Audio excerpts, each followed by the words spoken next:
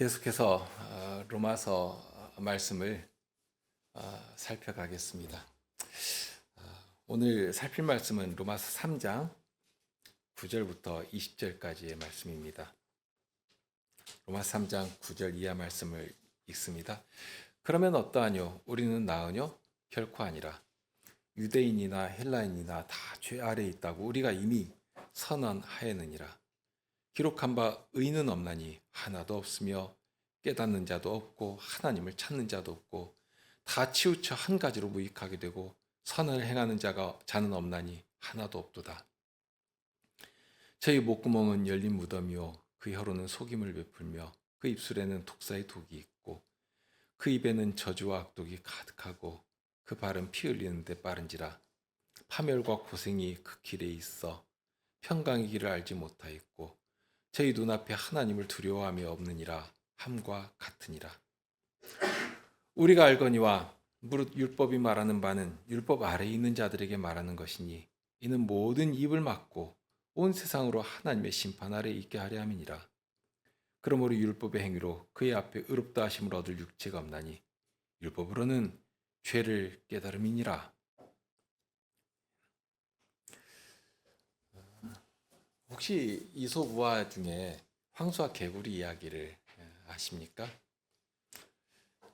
다 아실 것인데요. 어떤 개구리가 들판에서 황소를 처음 봤습니다. 이제까지 한 번도 그렇게 큰 짐승을 본 일이 없는데 아주 크게 놀랐겠죠? 그러니 돌아와서는 다른 개구리들에게 자기가 엄청 큰 짐승을 보았노라 하고 말하니까 아무도 믿지를 않습니다. 얼마나 큰 짐승이기에 그렇게 호들갑을 떠느냐고. 그러면서 한 개구리가 자기 배를 조금 부풀리면서 이만큼 크더냐고. 아니라고. 그보다 비교할 수 없이 크다고. 그러니 조금 더 배를 부풀립니다. 그것을 보고서도 그 정도로는 어림없다고. 그러니 오기가 생긴 이 개구리가 있는 힘껏 배를 부풀립니다. 그런데 그것도 어림없죠. 아니라고. 그거보다 엄청 더 크다고. 그러니 그 개구리가 정말 죽을 힘을 다해서 배를 부풀리고 부풀리다가 그만 터져서 죽었다 하는 이야기입니다. 아무리 개구리가 배를 부풀린다고 정말 죽을 힘을 다해서 크게 부풀린다고 해서 황소 머리만큼이라도 만들 수 있겠는가? 팔 하나만도 못 만들 것인데요. 그런데 자기 수준에서는 자기가 이만큼 하면 될 것이라 생각하고서는 그렇게 미련한 짓을 하는 것입니다. 사도가 로마서 1장 하반부부터 시작해서 2장을 지나 3장 초반부까지, 그러니까 오늘 9절부터 읽었는데요. 오늘 읽은 말씀까지도 그렇습니다. 사도는 인간의 죄성이 얼마나 강하고 집요한 것인가 하는 것을 낱낱이 헤쳐나갑니다. 비단 믿지 않는 세상만 그런 것은 아닙니다. 처음에 1장에 나오는 사람들을 보면 이건 정말 더럽고 추악하다 할 만한 죄가 나오지 않습니까? 그러니 그런 더럽고 악한 일은 나와는 상관없는 일이야. 나는 안 그래. 하고 피할 것으로 생각했을 것인데요. 이 장에 딱 들어와 보니까 어떻습니까? 나도 전혀 다를 것이 없구나 하는 사실이 드러나기 시작합니다. 그러더니 본격적으로 하나님의 법을 그렇게 잘한다고 하는 유대인들은 어떤가? 유대인들도 전혀 다를 것이 없다 하는 것입니다. 아니 오히려 더 크게 책망받을 수밖에 없는 세상에도 그런 원칙이 있지 않습니까? 많이 투자하면 그만큼 더 큰 이익을 기대하는 것인데요. 저들에게 하나님께서는 그렇게 하셨지 않습니까? 세상 누구에게도 보이신 일이 없는 구원을 그들에게 베푸시면서 온 땅을 향하여 하나님의 사랑을, 하나님의 구원하심을, 그 거룩하심을 정말 자랑하도록 할례도 주시고 율법도 주시고 정말 다 주신 것입니다. 그런데 어떻게 되었는가 말입니다. 하나님 나라의 법은 분명합니다. 많이 맡은 자에게서 많이 찾으시는 것이고요. 그런데 그럴 때 하나님께 드릴 열매가 없으면 어떻게 되는가? 더 많이 맡는다 하고 예수님께서 경고하셨습니다.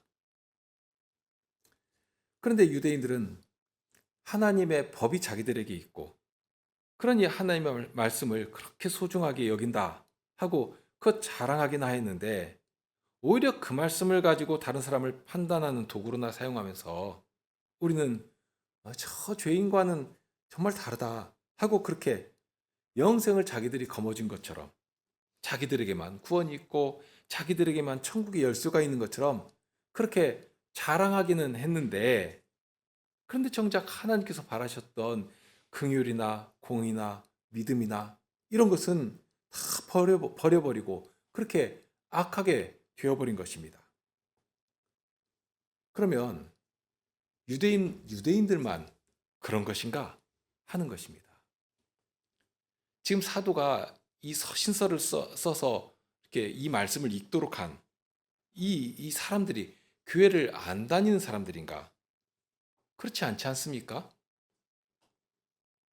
그러니까 이런 말씀을 통해서 정말 주의해야 될 것이 그런 것인데요. 언제라도 우리에게는 그런 악한 주성이 무슨 활화산 터지듯이 터져 나올 수 있는 것이니까. 그런 자들이니까. 그런 자신을 분명하게 보라 하는 것입니다. 우리도 전혀 다를 것 없다. 정말 하나님의 은혜 아니면 오늘 또 우리가 살아갈 수 없다. 한 사실을 인정할 수밖에 없지 않습니까? 말씀 앞에서 늘 자신을 치고 복종시키지 않으면 순간 거침없이 세상과 하나가 되어서 사탄의 자식처럼 살아버리는 것입니다. 그렇게 되면 안 되니까. 그래서 로마서 6장 6절에 보면 우리 옛사람이 예수와 함께 십자가에 못 박힌 것은 죄의 몸이 멸하여 다시는 우리가 죄에게 종로로 타지 아니하려 함이니 하고 했습니다. 더 이상 죄에게 종로로 타지 않도록 우리 옛사람은 예수와 함께 십자가에 못 박혀 죽었다. 이미 죽었다. 하고 확정하신 것입니다. 그런데 자칫 그러면서도 어떤 자리로 떨어질 수 있는가? 이어서 15절에는 이렇게 경고하시죠. 그러므로 너희는 죄로 너희 죽을 몸에 왕노릇하지 못하게 하였습니다. 죄가 여전히 우리의 주인처럼 왕노릇할 수 있다 하는 것입니다. 그러니 그런 일이 발생되면 안 되니까 그렇게 되지 않도록 해라, 주의해라 하고 경고하신 것입니다. 자, 그러면 돌아와서 이렇게 사도가 사람들이 조금이라도 어떤 가능성을 자신에게서 어떤 사람에게서 어떤 가능성을 타진하고 자기의 의를 주장하려고 하는 모든 것을 철저하게 잘라버리도록 하는 이유가 어디에 있겠는가 하는 것입니다. 오늘 읽은 말씀은 1장 하반부부터 시작한 말씀의 결론에 해당한다고 할 수 있는데요. 오늘 읽은 말씀 9절을 보시죠. 그러면 우리는 나으뇨 결코 아니라 유대인이나 헬라인이나 다 죄 아래 있다고 우리가 이미 선언하였느니라. 사도는 여기 우리는 나으뇨 하는 말씀으로 시작합니다. 사람들은 참 그런 마음이 누구에게나 있는데요. 어떤 나쁜 일이나 나에게 손해되는 그런 일에서는 자기를 은근슬쩍 이렇게 살짝 빼려고 하는 일이 많습니다. 벙벙하니 말해서 피해가는 일도 있고요. 또는 자기만 쏙 빠져가면서 저들이 그렇다 한식으로 말하는. 그런데 사도는 여기서 어떻게 말하는가 하면 자기도 전혀 다를 것 없다 한 사실을 인정하면서 그러면 우리는 낫냐? 아니다 하고 말씀합니다. 그러니까 사도도 전혀 다를 것 없다 하는 것입니다. 똑같다는 것입니다. 정말 그런가? 우리가 생각할 때 율법의 의로는 정말 흠이 없다고 자신할 만한 사람이 있다면 이 바울을 빼면 누구를 말할 수 있겠습니까? 바울 자신도 그렇게 고백했고요. 율법의 의로는 흠이 없다 하고 할 만큼 바울의 삶이 얼마나 치열하고 철저했습니까? 우리 범인들은 흉내도 못 내는 그런 삶을 살았던 사람입니다. 그런데 예수님을 만나고 어떻게 되었습니까? 정말 예수님 안에서 모든 것을 다 내려놓고 죽은 자처럼 되어버렸지 않습니까? 그러니 누구라도 이런 사실 앞에서 자기를 주장하거나 이 인생을 조금이라도 의지하려고 하는 그런 태도를 나타내 보일 수가 있는가? 없다 하는 것입니다. 오히려 부끄럽고 어떻게 할 수가 없는 무능한 자신을 보게 되는 것입니다. 너나 나나 모두가 다 동일하게 다 똑같이 죄 아래 있다 하고 고백할 수밖에 없는, 여기 선언하였다 하는 것이 그런 것입니다. 이거 확정적인 것이거든요. 그러면서 모두 여기 죄 아래 있다, 죄 아래 있다, 아래라는 표현을 사용하거든요. 사도는 일부러 그 아래라는 표현을 사용합니다. 여기에는 사람의 그 정말 미련하고 어리석은 그런 생각, 정서가 있는데 그것을 역전시켜버리는 표현이거든요. 보통은 죄를 내가 맘만 먹으면 어떻게 할 수 있는 무엇이라고 생각합니다. 쉽게 말해서 죄를 자기 아래 두고서는 내가 마음대로 할 수 있는, 마음만 먹고 의지만 다지면 얼마든지 어떻게 할 수 있는 무엇처럼 생각하는 것입니다. 그런데 어림없다는 뜻입니다. 이게 마치 거대한 도시만한 혜성이 나에게로 뚝 떨어져서 나를 짓누르고 있다면 그것을 내가 어떻게 들어 올릴 생각을 할 수가 있겠는가? 어마어마한 중장비가 와도 어떻게 할 수가 없는 일 아닙니까? 그런데 실은 죄의 세력이라고 하는 것은 그보다 비교할 수 없이 더 거대한 것인데, 정말 엄청난 것인데도 불구하고 그것을 마치 내 바지 주머니에 있는 돌멩이 하나 정도로 인식을 해버리는 것입니다. 그렇게 가볍게 아무것도 아닌 것처럼. 그런 태도에서 파생된 아주 큰 문제는 그런 죄의 무게와 무서운 그 억압을 이렇게 외면하고 책임을 돌리는 방식으로 피하려고 하는 일이 발생합니다. 마치 당장 수술하면 죽을 수밖에 없는 중병에 걸린 사실을 말을 하는데도 그것을 의도적으로 외면하는 것이죠. 나는 아니야. 내가 그런 큰 병에 걸릴 일이 없어. 나는 아니야. 나는 괜찮아. 하고 외면해 버립니다. 그렇게 외면하면 그런 병이 낫습니까? 그런 일 없거든요. 그런데 그런 식으로 한다는 말씀입니다. 죄를 죄로 여기지 않도록 만드는 것입니다. 그러면서 바깥으로 돌리는 일도 허다하죠. 내가 죄를 지은 것이 아니라 이 사회가 문제라고, 내가 사는 환경의 문제로 돌리고, 또는 내 친구 누구 때문에 내가 이렇게 된 것이라고 하는 그런 식으로 책임을 회피하고 돌립니다. 또는 살인을 해놓고서도 내가 술에 취해서 그랬노라고, 심신미약의 상태라고, 아니면 내가 정신적으로 아파서 그랬노라고, 그러니 나를 그렇게 만든 병이 문제가 아닌가. 그러니까 내가 문제가 아니라 병 때문에 어쩔 수 없이 한 것이죠. 그러니 마치 자기는 도덕적으로 책임이 없다는 식으로 회피해버리는 것입니다. 오늘 그런 식으로 사람의 죄에 대해서 아주 가볍게 여기도록 만드는 1장 말미에 나오는 남자가 남자를 탐하고 여자가 여자를 탐하는 그런 죄도 말입니다. 사람의 본디 그렇게 태어난 것이다 하고 해버리면 아무 책임이 없지 않습니까? 원래 태어나기를 그렇게 태어났는데 누가 책임을 물을 수 있습니까? 그렇게 사람에게서 죄의식을 제거해버리는 것입니다. 죄에 대해서 너는 책임 없다, 너는 자유하다 하고 선언해버리는 것입니다. 그러면 그렇게 하니까 죄에서 자유할 수 있는가? 죄 책임에서 벗어날 수 있는가? 그것 아니다 하는 것입니다. 아무도 이 죄라고 하는 두렵고 무서운 철책과 쇠고랑에서 스스로 벗어날 수가 없습니다. 그럴 수 있는 인간은 아무도 없습니다. 아무도 없다. 없다 하는 것이 결론입니다. 수요일에 기독교 강요를 읽으며 공부하고 있는데요. 어거스틴이나 칼빈이 정말 이 강조해서 가르치는 것이 바로 그것입니다. 사람에게 의지의 자유, 우리가 자유의지라고 하는 것, 편하게 말하는데요. 의지의 자유가 있는가? 보통 철학을 할 때에도 자기가 독립된 인격 활동을 통해서 무엇인가를 이렇게 다 할 수 있는 것처럼 그렇게 가르치고 주장하면 얼마나 멋집니까? 너는 할 수 있어. 무엇이라도 할 수 있는 가능성이 너에게 있어. 너는 무엇이라도 헤쳐나갈 수 있는 능력이 있어. 이렇게 말하면 이렇게 어깨도 좀 으쓱할 수 있고요. 자존감도 살아나고요. 그런데 전혀 그렇지 않다 하는 것을 거듭해서 강조하는데, 그렇게 강조하는 이유가 무엇이겠는가 하는 것입니다. 적어도 죄에 대해서 말입니다. 죄에 대해서. 죄에 대해서만큼은 나에게서는, 자신에게서는 아무런 소망이 없다 하는 사실을 온전히 인지하고 인정을 해야 하는 것입니다. 그렇게 해야지만 하는 이유가 있습니다. 그것이 사실이고요. 그런데 그렇게 자신에게서는 어떤 가능성도 사라져버린 자가, 아무런 소망도 가질 수 없다는 사실을 깨달은 자가 비로소 나의 구원을 내 바깥에서 이미 하나님께서 다 마련해 놓으셨으니까요.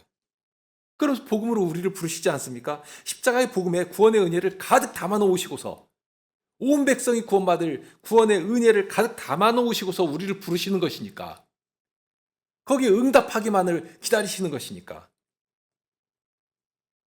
그러니까 자신을 바라보지 말고 나의 구원이신 하나님만을 바라보라 하시는 것입니다. 당장 듣기에 너희가 모두 죄 아래에 있다 하고 선언하는 말이 아주 잔인하게 들리기도 합니다. 더구나 인간의 자존심과 이성이 그 말을 이렇게 수긍하고 받아들이기를 도대체거리합니다. 그러니 마치 그리스 신화에 나오는 시시포스나 프로메테우스처럼 신의 뜻과 운명에 끊임없이 항거하고 도전하는 그런 모습을 모범적인 인간상으로 제시하기도 하는 것이고요. 얼마나 멋집니까? 하지만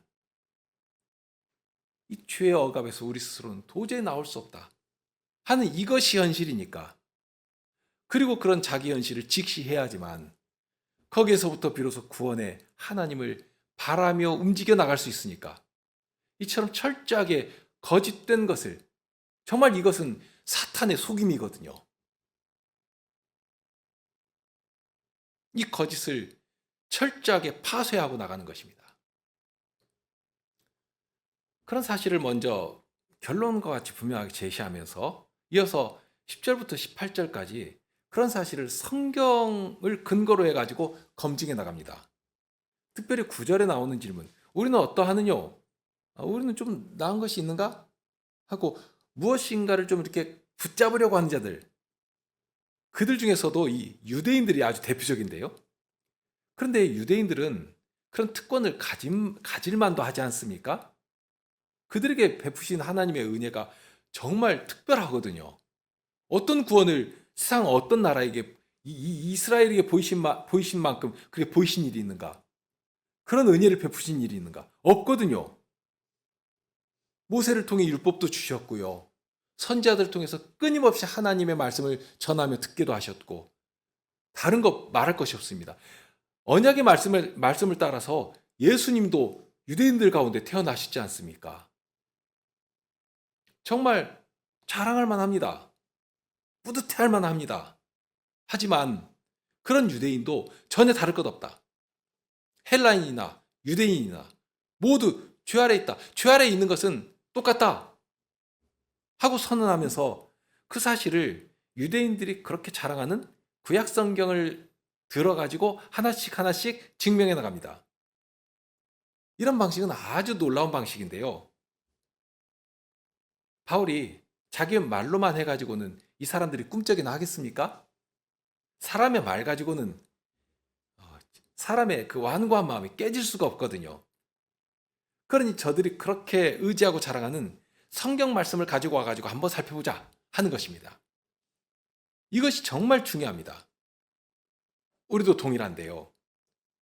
우리도 하나님의 말씀이 아니면 깨질 수가 없는 교만한 자들이기 때문입니다. 항상 주님의 말씀 앞에 나오지 않는다면 그 순간 높아져 가지고 자기를 내려놓지를 못하고 스스로 높은 마음에 거짓된 우상을 만들어 섬기기를 주저하지 않는 그 길이 그 길을 향해 나아간 발걸음이 얼마나 빠른지 모릅니다. 그러니 우리를처럼 예배하는 회중으로 매주일 하나님 앞에 이르러 말씀을 전하며 듣고 그 말씀으로 서로 교제하고 하도록 하신 것 아니겠습니까? 바로 여기에 주님의 사랑이 나타나는 것이고요. 우리 살 길이 여기에 있는 것입니다. 주님의 말씀이 선포되는 그 자리에 이르러야지만 살 수가 있는 것인데 사도가 그렇게 시작합니다. 말씀을 가지고 한번 검증하고 살펴보자 하는 것입니다. 10절 이하에서는 구약 성경을 들어서 사람의 본성이 얼마나 부패해 있는가 하는 사실을 구체적으로 검증해 나가는데요. 거기에는 이미지 언어도 참 많이 사용됩니다. 목구멍에서 입으로, 입에서 피를 흘리는 발로 이렇게 되니까 위에서부터 아래죠. 정말 전인격적으로 부패하고 타락해 있는 모습들이 그려집니다. 그러면서 그 중심에 살아 움직이는 것이 무엇인가? 18장이 결론과도 같은데요. 하나님을 두려워하는 것이 없다 하는 것입니다. 예수님께서 하신 말씀이 있습니다. 너희들 겨우 몸이나 어떻게 한 자들, 그런 자들을 두려워하지 말고 오직 몸과 영혼을 능히 지옥에 멸하시는 자를 두려워해라. 이것이 지혜입니다. 정말 두려워할 분을 두려워하는 것. 이것이 지혜입니다. 그런데 하나님을 알 만한 것들을 그렇게 다각도로 보여주시면서 알게 해주셨는데 지금 바울사도가 앞에서부터 말씀한 것이 그것 아닙니까? 정말 다각도로 보여주시고 알게 하셨는데도 불구하고 알려고도 하지도 않고 그런 하나님을 두려워하지도 않는 것입니다. 10절 이하를 보실까요?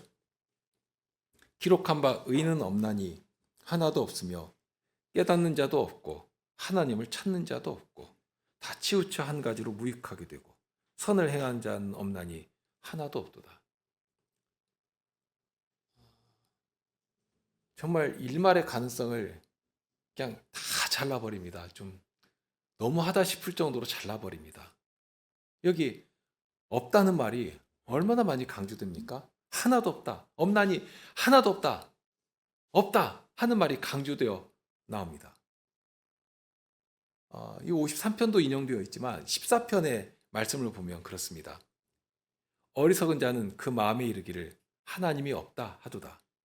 죄는 부패하고 소행이 가증하여 선을 행하는 자가 없도다. 하나님께서 하늘에서 인생을 굽어 살피사 지각이 있어 하나님을 찾는 자가 있는가 보려 하신즉 다 치우쳐 함께 더러운 자가 되고 선을 행하는 자가 없으니 하나도 없도다 했습니다.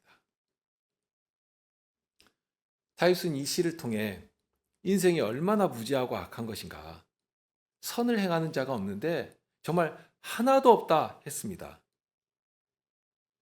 그러면서 인생이 어리석다는 사실을 저들이 하는 말 하나를 들어서 증명합니다. 1절에 나오는데요. 어리석은 자는 그 마음에 이르기를 하나님이 없다 하고 말하는 것입니다. 하나님이 없다고 말합니다. 정말 그렇다 말할 수밖에 없는데요. 오늘도 전혀 변한 것이 없지 않습니까? 오늘날처럼 이렇게 인류의 모든 문명이 하나가 되어가지고 하나님이 없다 하고 하는 이런 동일한 목소리를 낸 그런 시대가 역사에 있었는가? 그런데 그럴지라도 하나님께 세상을 버리지 않으시는 것입니다. 그런 중에도 하나님께 찾으시는 것이죠. 나를 찾는 자가 있는가? 한번 보자 하고 찾으시는데 그런데 도무지 찾을 수가 없다 하는 것입니다.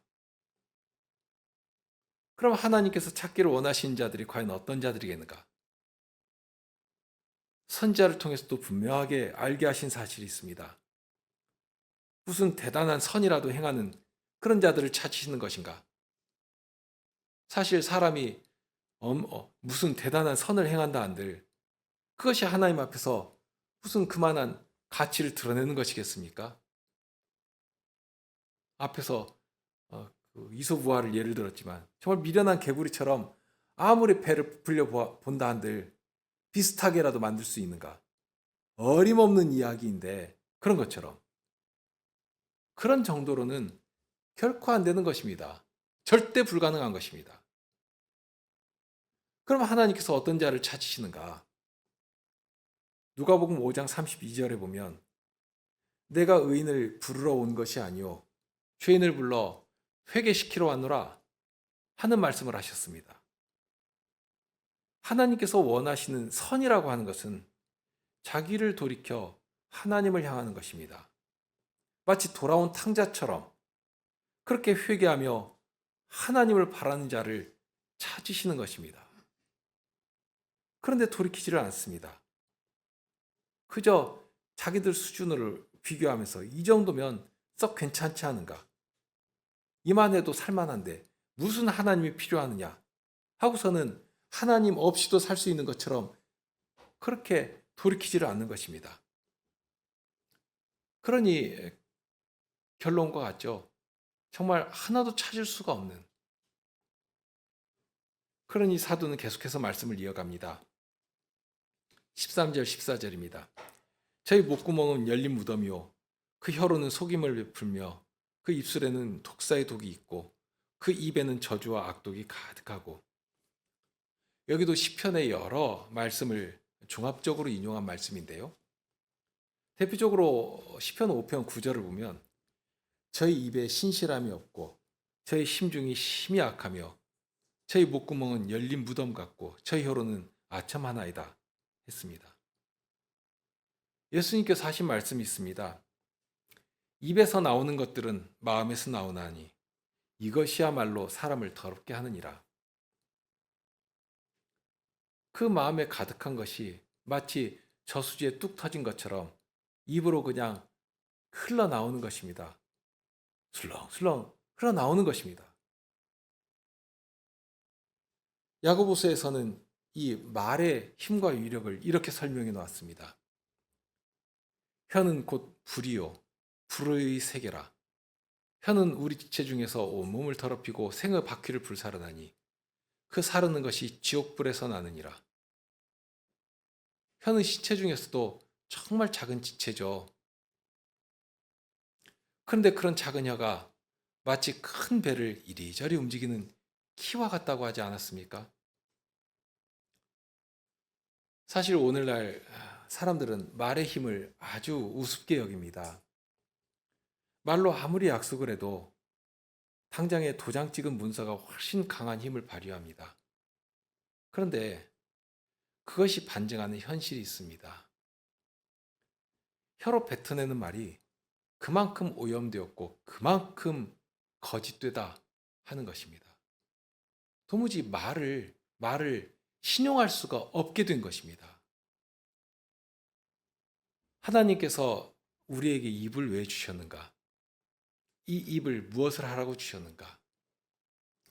빌립보서 2장 14절 말씀을 잘 아시죠? 모든 입으로 예수 그리스도를 주라 시인하여 하나님 아버지께 영광을 돌리게 하셨느니라. 이 말씀에서 하나님께서 바라시는 것이 무엇인지를 분명하게 알 수가 있지 않습니까? 무슨 황소의 피라도 바쳐야 하나님께서 기뻐하시는가? 아니면 자기를 불살을 만한 희생과 헌신이라도 해야 하나님께서 아주 흡족하게 받으시는 것인가? 전혀 그렇지 않다 하고 알려주십니다. 앞에서도 사도가 시편을 인용했지만 하나님께서 구하시는 제사는 상한 심령이라 하고 알려주셨습니다. 죄로 인해 잃어버린 자들을 다시 찾아 하나님의 품 안에서 회복하며 위로를 받기를 원하시는 것입니다. 잃어버린 양을 찾아 품에 안고 돌아오시는 목자의 심정이 그런 것 아니겠습니까? 마치 아이를 품에 안은 엄마가 아이와 눈을 마주치면서 그럴 때 아이가 엄마 하고 말하면 그 말소리가 어찌나 그렇게 사랑스럽고 예쁜 것인지 정말 모든 피곤을 다 잊어버리게 만들지 않습니까? 그런 사랑의 마음을 하나님께서 우리에게 주신 것이고요. 우리가 주일에 이렇게 함께 모여 예배하는 것, 모여서 하나님의 이름을 부르며 함께 찬송하는 것, 이것이 별것 아닌 것이 아니라 그처럼 하나님께서 바라시고 기뻐하시는 예배가 되는 것입니다. 우리 찬송을 들으시며 영광을 받으시는 것입니다. 그런데 그런 일에 쓰라고 주신 우리 입으로 어떤 일을 하는가? 하나님을 찬송하라고 주신 입으로 악한 독을 뿜어내면서 속이고 허무는 거짓된 말들을 정말 서스럼 없이 뱉어내는 것입니다. 얼마나 거짓된 말들이 난무하는가. 이제는 아무도 말만 해가지고는 믿을 수가 없는 세상이 되어버렸습니다. 정말 모든 악을 삼키는 무덤처럼. 사돈 이사에서 59장에 나온 말씀을 가지고 계속 이어갑니다. 15절 이하인데요. 그 발은 피 흘리는데 빠른지라 파멸과 고생이 그 길에 있어 평강의 길을 알지 못하였고. 하나님께서 우리에게 주신 은혜가 얼마나 많은지 모릅니다. 모든 인생들은 물론이지만 오늘 우리만 보더라도 어떻습니까? 아침에 눈을 뜨게 하시고 주님께 예배하기 위해서 나올 이 일을 소망하게 하시고 주님을 바라면서 여기에 이르렀더니 주님께서 이 복된 회중 가운데 서서 하나님을 배우며 찬송하며 주님의 말씀을 들으며 그렇게 하나님의 어떠하심을 닮아가는 자로 정말 내가 하나님의 백성이구나. 내가 정말 하나님의 사랑을 입은 자구나 하는 그 증거를 이 회중 가운데서 얻게 하신 것인데요. 그런데 사도가 지금 여기에서 언급하는 이 유대인들은 우리보다 더하면 더했지 덜하지는 않았거든요. 그런데 그런 사랑을 가득 받은 하나님의 백성이라 자인하는 이 유대인들이 하나님께 주신 은혜를 어떤 식으로 대했는가, 어떻게 버렸는가 하는 것입니다. 하나님의 말씀이 전해질지라도 인생 욕망에 그냥 마음이 빼앗겨 버리니까 하나님께 주신 은혜를 합당하게 주님의 영광을 위해 사용하지 않고 인생의 허무한 일을 위해서 사용해 버리니까 이제는 하나님의 말씀이 전해져도 하나님 말씀 듣기를 싫어해 버립니다. 그러더니 하나님의 말씀을 전하는 선지자들도 보기가 싫습니다. 그러더니 어떻게 되었는가? 예수님께서 하신 말씀이 있는데요. 아벨의 피로부터 성전과 제단 사이에서 죽임당한 사가랴의 피까지 모든 의인의 피가 그들에게 돌아갈 것이라. 하나님을 외면하고 하나님을 버리니까 하나님의 말씀을 전하는 의인까지라도 핍박하며 선지자까지라도 죽이는 일을 멈추지를 않더니 마침내는 어떻게 했습니까? 예수님까지라도 십자가에 못 박아 죽이는 그런 일을 한 것입니다. 하나님을 버리니까 하나님을 두려워한 일이 없으니까 그런 악한 자리까지 그냥 떠밀려 내려가는 것입니다. 그러니 18절에 이렇게 말씀합니다. 너희 눈앞에 하나님을 두려워함이 없느니라 함과 같으니라. 이제 이 논제를 시작하는 10절부터 보면 의인은 없나니 하나도 없다 하는 말씀으로 시작하고요.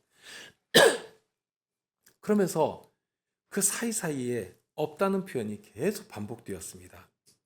그러더니 이 18절 결론부에 이르러서도 이 없다 하는, 그런데 뭐가 없냐? 하나님을 두려워하는 것이 없다 하는 말로 맺습니다. 하나님을 두려워하는 것이 없는, 지금 앞에서 계속된 누적된 이 모든 죄의 그 뿌리가 어디에 있는가 하는 그 결론인데요. 다른 데 있지 않습니다. 인생이라면 자기를 지으신 하나님을 알아야 합니다. 하나님을 두려워해야 합니다. 그런데 하나님을 알려고도 하지 않고 하나님을 두려워하지도 않는다는 것입니다. 하나님을 알고 하나님을 두려워해야 하는데 하나님 알기를 거부하고 두려워하지 않는, 그런데 그것이 죄인 줄도 알지를 못합니다. 죄라고 생각하지를 않는 것입니다. 하나님께서는 참 자비하십니다. 그런 인생들을 돌이키시려고 그런 인생을 사랑하시기 때문에 그런 인생을 위해서 율법을 주시는 것입니다. 율법에는 무엇보다도 하나님의 선하신 뜻이 담겨 있습니다. 인생의 살 길이 담겨 있습니다. 하나님께서 우리를 어떻게 사랑하시는가 하는 사랑의 법이 담겨 있습니다. 그런데 그런 율법을 가지고 유대인들은 예수님을 죽이는 자리까지 갔습니다. 율법을 주신 하나님의 뜻은 분명합니다. 어줍 자는 사람의 기준과 가치로 하나님 앞에서 무엇 의를 행한 것처럼 착각하지 말아라 하는 것입니다. 하나님께서 바라시는 의가 얼마나 완벽하고 얼마나 아름답고 얼마나 영광스러운가, 그것을 알고 그 법을 주신 하나님 앞에 엎드리도록 하신 것입니다. 20절에서 가르친 말씀이 그것입니다. 그러므로 율법의 행위로 그의 앞에 의롭다 하심을 얻을 육체가 없나니 율법으로는 죄를 깨달음이니라. 사도는 앞에 2장 13절에서 하나님 앞에서는 율법을 듣는 자가 의인이 아니요 오직 율법을 행하는 자라야 의롭다 하심을 얻는다 하는 원칙을 분명하게 제시했습니다. 그런데 보니까 율법을 행해 가지고는 의의 이를 인생이 한 명이라도 있는가? 단 하나도 없다 하는 것이 결론이 되었습니다. 그럼 지금 사도가 이렇게 모든 가능성을 차단하고 모든 의지하던 것들을 다 제거해버리고 어찌 보면 철저한 무능 가운데 떨어뜨리는 이유가 무엇인가?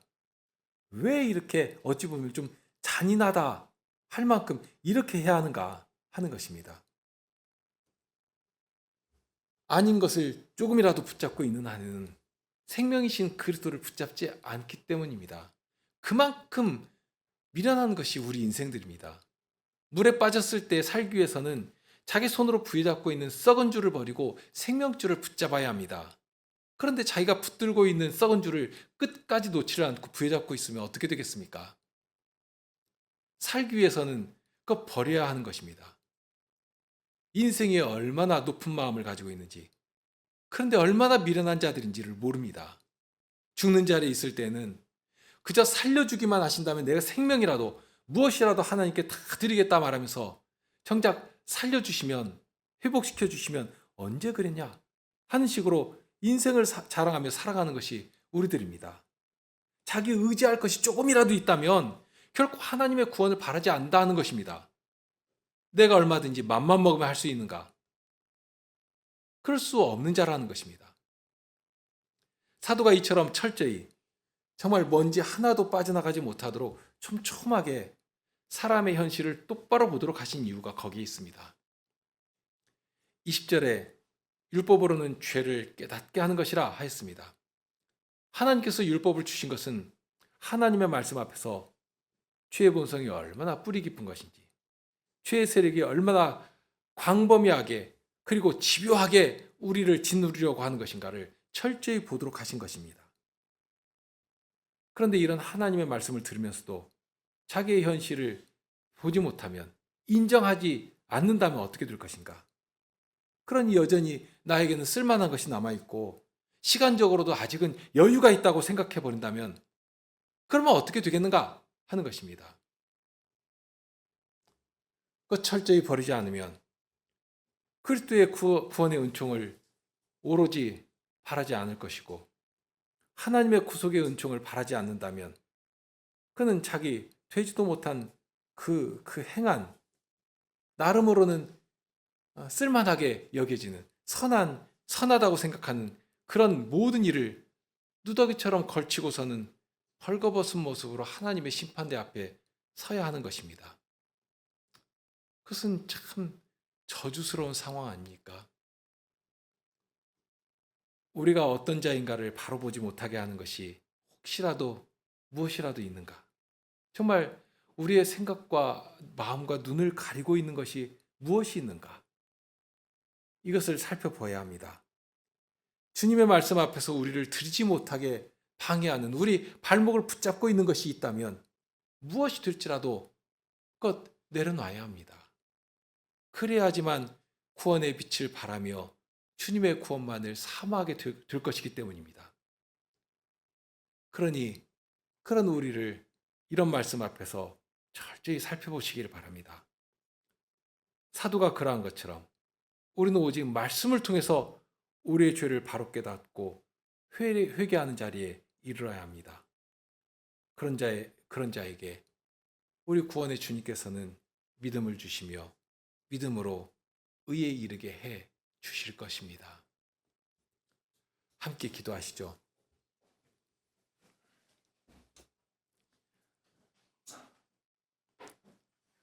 주님께만 저희 소망이, 저희 구원이 있다는 사실이 과연 저희 힘과 능력이 되십니다.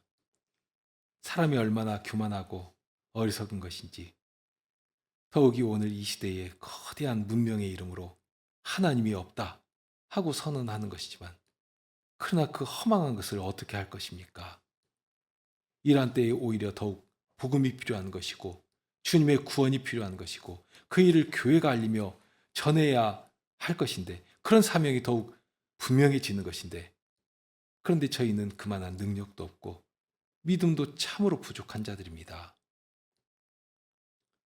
먼저 저희가 세상과 구별되는 거룩한 나라의 사상과 가치를 포효하며 그 실질을, 그 은혜를 받아 맛보며 누리며 전하며 살아가는 그런 교회가 되게 하여 주옵소서. 자칫 거짓되고 그릇된 것을 조금이라도 흠모하거나 켰는지라는 그런 못된 태도를 버리게 하시고 전심으로 온전히 주님만을 바라며 주님의 은혜 안에 거하는 저희가 되게 하여 주옵소서. 우리 주님 예수 그리스도 이름으로 기도하옵나이다. 아멘.